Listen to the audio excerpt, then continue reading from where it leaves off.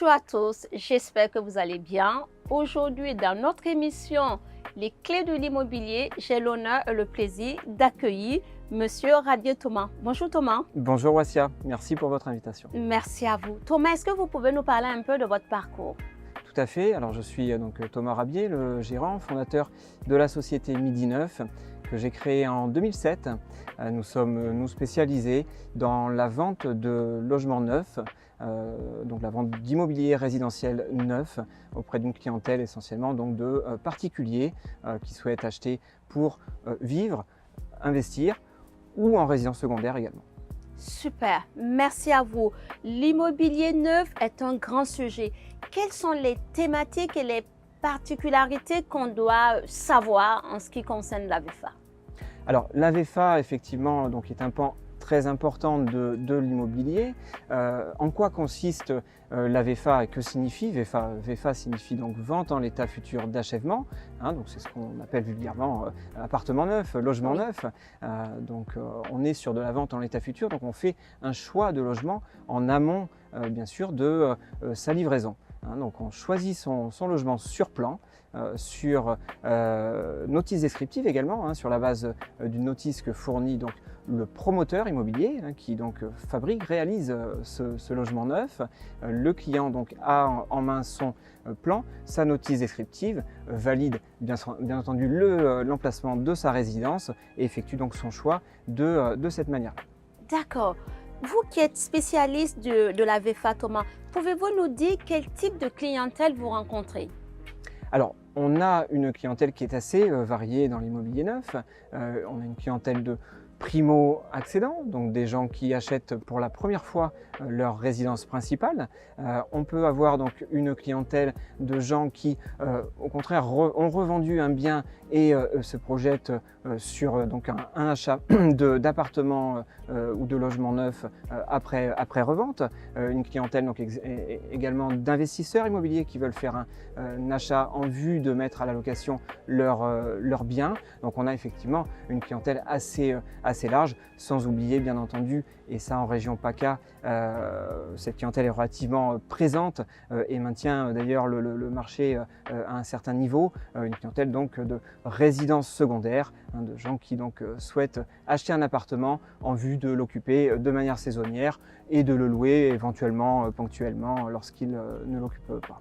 Super. Quand on prend le cas d'un acquéreur qui décide de se tourner vers une acquisition en VFA plus que dans l'ancien, quels sont les avantages pour vos clients à acheter plutôt en VFA? Alors, les avantages sont assez nombreux dans l'immobilier neuf et vous vous doutez bien qu'étant donné mon métier, Oui. je ne vais pas vous dire l'inverse. Tout à fait. On a tout d'abord des avantages financiers. L'immobilier neuf, ce sont des frais de notaire réduits à l'acquisition, donc on est environ à entre 2 et 2,5% au lieu de 8% dans l'ancien. On a également l'avantage lorsqu'on achète sa résidence principale et que l'on est primo-accédant pour simplifier les choses, on peut accéder au prêt à taux zéro, donc une partie du prêt va être à 0% d'intérêt, ce qui a un impact qui est non négligeable, surtout en ce moment où l'on assiste donc en début mi-2023 à une remontée des taux d'intérêt. Tout à fait, oui. Donc ça, c'est également quelque chose qui aide énormément notre clientèle de primo-accédants. Autre avantage de la VFA, bien entendu, vous achetez un logement neuf, vous choisissez donc les finitions. Si vous achetez un stade où la résidence, disons, n'est pas encore trop avancée, on peut apporter des modifications intérieures au logement.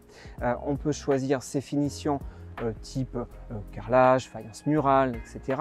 On peut demander une personnalisation tout simplement de son logement au promoteur. D'accord. L'avantage également d'acheter un logement neuf, c'est que par définition, vous habitez dans un logement qui n'a jamais été habité auparavant. Oui. Donc c'est aussi une belle manière de s'approprier son bien.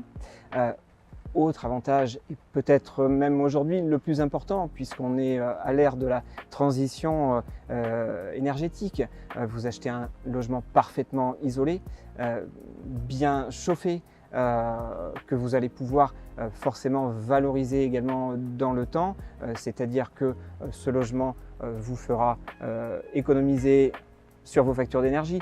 Ce logement se louera parfaitement lorsque vous déciderez peut-être un jour de le louer, ou ce logement se revendra également beaucoup plus facilement qu'un logement ancien quand vous déciderez de le revendre.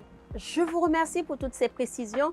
Que pensez-vous ou que souhaitez-vous ajouter de plus sur la thématique de la VFA? Alors aujourd'hui, l'immobilier neuf, à l'heure à laquelle on se parle, est effectivement à un tournant un petit peu de, j'irais de son développement, hein, puisque on a, vous n'êtes pas sans le savoir, la loi climat et résilience qui vient aujourd'hui, j'irais apporter une nouveauté dans notre quotidien à tous. Le logement n'y échappe pas. Les passoires thermiques sont de plus en plus, je dirais, contrôlées par l'État. Interdiction de louer des logements aux fortes dépenses déperdition énergétique. Le logement neuf a donc effectivement tout son intérêt, mais aujourd'hui, malheureusement, on se retrouve confronté à des difficultés, j'irais des frictions en termes de commercialisation, puisqu'on arrive à un écart entre les prix de vente affichés et la capacité de financement des acquéreurs dû au fait que essentiellement les taux d'intérêt augmentent. Ceci dit, les coûts des promoteurs, les coûts de production, eux, ne baissent pas, ne faiblissent pas, tout à fait, puisqu'on impose de plus en plus de règles et de normes à l'immobilier neuf. Donc on est dans une phase un petit peu attentiste de la part des acquéreurs de biens immobiliers neufs. On est sur un marché qui se tend légèrement, mais sur un marché qui est demandeur. Aujourd'hui, les clients, les gens, les acquéreurs demandent, ont besoin de logements neufs. On estime à environ 450 000 logements. On a un besoin, on recense un besoin d'environ 450 000 logements en production chaque année en France. Et en face, on y met aujourd'hui, on arrive à peine à 350 000 logements produits. Donc on a aujourd'hui un vrai besoin, de vraies problématiques, il faut pouvoir y répondre. C'est un vrai enjeu social. Aujourd'hui, en France, on manque de logements et les promoteurs doivent pouvoir y répondre. C'est un petit peu l'enjeu actuel, je dirais, de ce climat que l'on traverse actuellement sur l'immobilier neuf. Eh bien, Thomas, je vous remercie parce que vous avez vraiment couvert le sujet de la VFA avec toutes ses spécificités, ses avantages et ce qu'il faut mettre en place. Nous vous remercions de nous avoir écoutés. Merci à vous d'être intervenu sur cette thématique très importante. Avec grand plaisir. Merci à vous, Assia. Merci et à bientôt dans notre prochain épisode. Merci.